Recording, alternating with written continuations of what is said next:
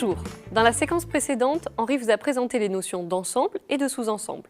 Dans cette deuxième séquence, nous allons vous définir les opérations usuelles entre ces ensembles, l'union, l'intersection et le passage au complémentaire.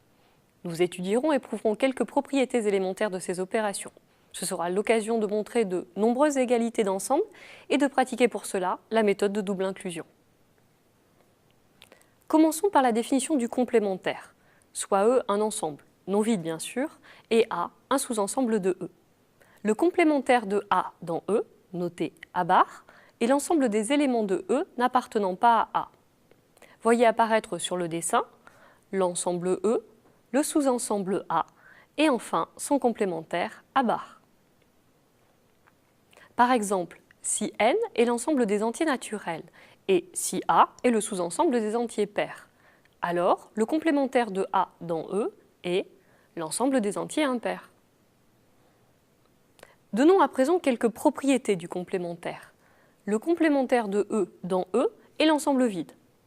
Et le complémentaire de l'ensemble vide dans E est E.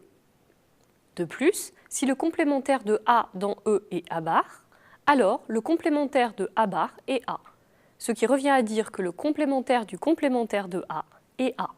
Démontrons que A est égal au complémentaire de son complémentaire, que l'on note A double bar. Montrons cette égalité d'ensemble par double inclusion. D'une part, si X appartient à A, il n'appartient pas à A bar.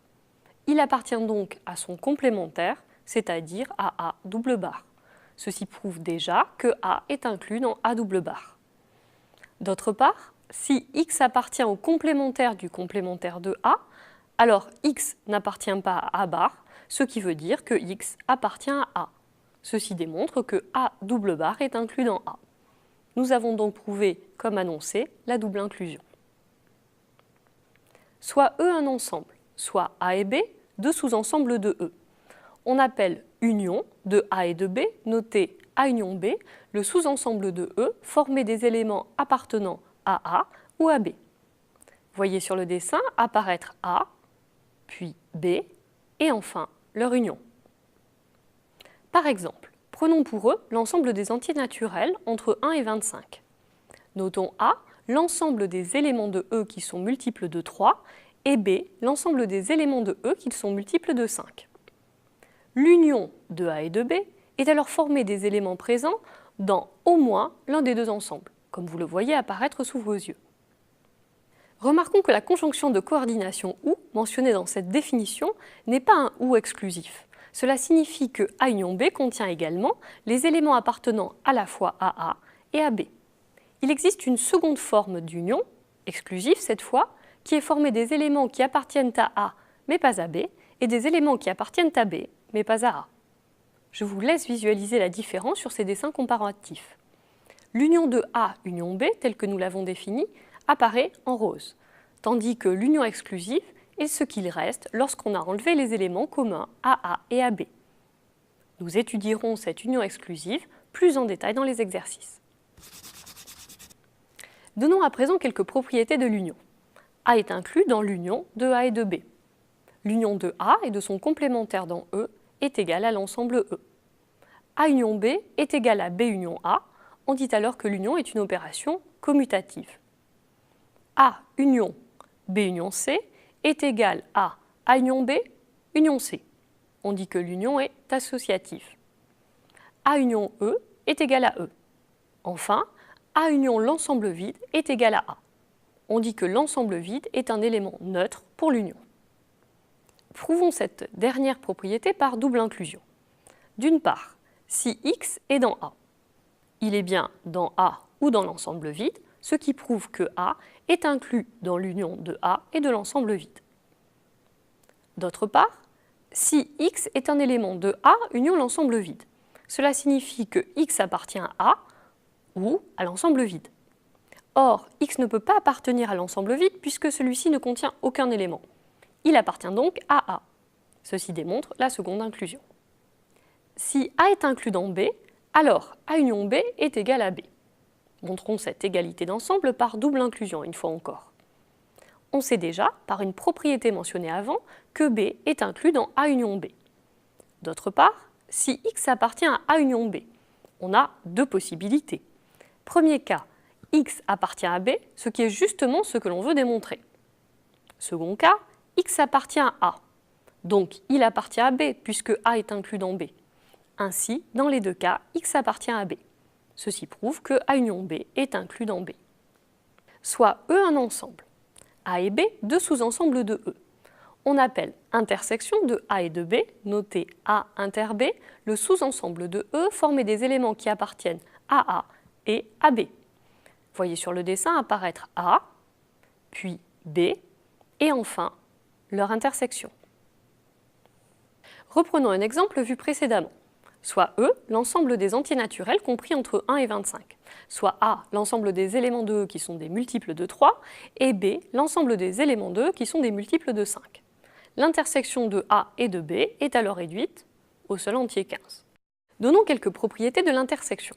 En voici une première. L'intersection de A et de son complémentaire dans E est égale à l'ensemble vide. Démontrons cette égalité d'ensemble par double inclusion. D'une part, la première inclusion est claire du fait que l'ensemble vide, qui ne contient aucun élément, est inclus dans tout ensemble. En particulier, il est inclus dans A inter A bar.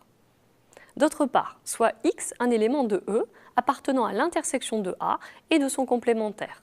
Alors, X appartient à A et à A bar. Cela revient à dire que X appartient à A et qu'il n'appartient pas à A, ce qui est impossible. Un tel X n'existe donc pas, autrement dit, il appartient à l'ensemble vide. Ceci prouve que l'intersection de A et de son complémentaire est inclus dans l'ensemble vide. Voici maintenant d'autres propriétés de l'intersection. A inter B est inclus dans A. A inter B est égal à B inter A. On dit que l'intersection est une opération commutative. A inter B inter C est égal à A inter B inter C. On dit que l'intersection est associative. A inter l'ensemble vide est égal à l'ensemble vide. Et enfin, A inter E est égal à A. On dit que E est un élément neutre pour l'intersection. Si A est inclus dans B, alors A inter B est égal à A. Démontrons cette égalité d'ensemble par double inclusion. D'une part, A inter B est inclus dans A puisque tout élément de A inter B est a fortiori dans A. D'autre part, si X appartient à A, comme A est inclus dans B, il appartient également à B, donc il est dans A inter B.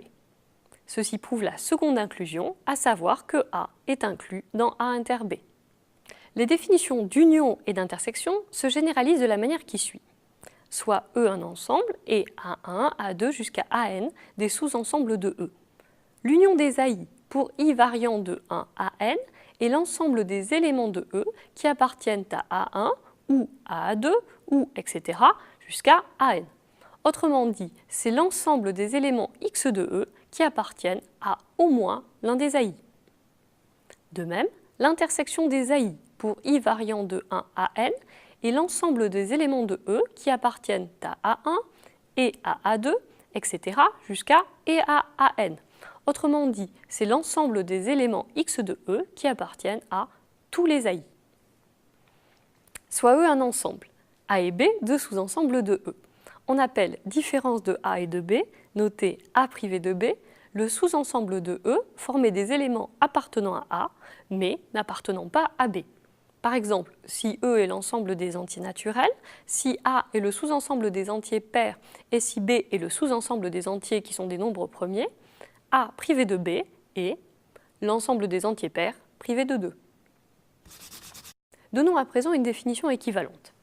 A privé de B est aussi égal à l'intersection de A et du complémentaire de B. Démontrons cette égalité d'ensemble en procédant une fois encore par double inclusion. D'une part, si X appartient à A privé de B, alors X appartient à A et il n'appartient pas à B. Donc X appartient à A et au complémentaire de B. Ainsi, X appartient à A inter B bar, ce qui prouve que A privé de B est inclus dans A inter B bar.